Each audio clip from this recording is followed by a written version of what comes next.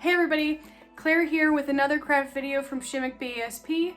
Today I'll be making something that we've been planning on bringing for our medieval month. Matt and I are both super bummed that we're not having a chance to celebrate our traditional medieval, possibly Viking feast with everyone.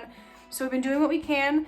Last week we had a Zoom meeting where we made shields out of cardboard that you might have just lying around your house. If you participated in that or would like to make a shield on your own, please post pictures so I can see what you're all working on. Today's craft is Viking Beards. Let's get to it. So this one I made out of yarn and pipe cleaners, but you can use pretty much any wire that you have around the house. This is what I had. It's a little stiffer, so I have to use pliers, but if you have pipe cleaners or a softer wire, it will be a little bit easier for you. So I'm going to use a pair of sunglasses to measure out how long it needs to be to go behind my ears, and I cut it definitely extra long just to make sure I would have enough. I'm going to trim those off, being very careful of any pokey wire ends. Got Gur here to serve as my model. And we're going to make the piece of wire that goes underneath your lip for your chin part of your beard. Use some tape to wrap it all up, covering those wire ends so that nothing is poking out. If you have pipe cleaners to use, it's pretty easy to just twist them together and you don't need to do the tape step. Cover up the ends that go behind your ears too, make sure everything is nice and safe. For the yarn, to measure it out, the easiest thing to do is to just find a book that's about this size and wrap the yarn all around it. Not too tight so you can slide it off. And then take your scissors and just cut one side of the loop. You will end up with a bunch of strings that are all exactly the same length, which is perfect for what we need to do next. It's really nice to have Gur to hold these for me. So you're going to take your string, fold it in half, put the loop behind the wire, and then pull the tails through, make it nice and tight, and scooch it over to the side. We'll do that one more time slowly. Put the loop behind, and then pull your tails through. Tighten it up and scoot it over.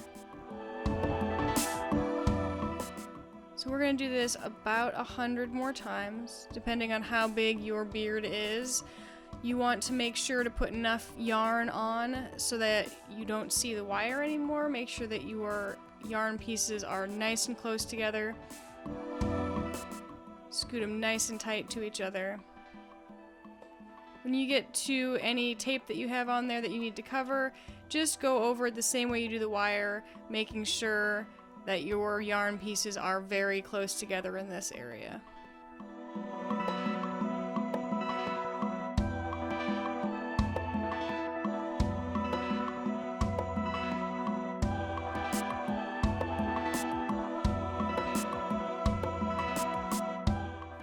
Then you can flip your mustache up and do the chin beard part of your Viking beard.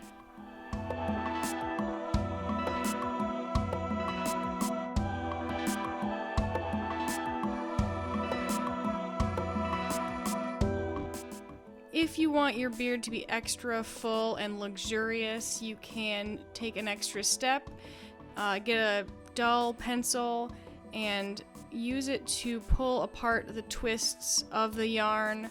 It'll give you about 3 times as many strands. It'll make your beard very much more like hair and less like big chunks of yarn.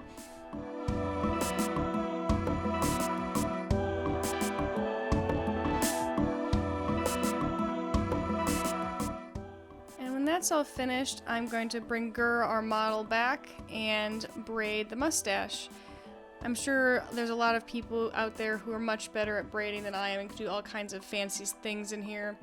But I am just going to do a 3-strand braid in the mustache. If you wanted to, you could just trim your mustache short. I thought that the braids would look nice on this one.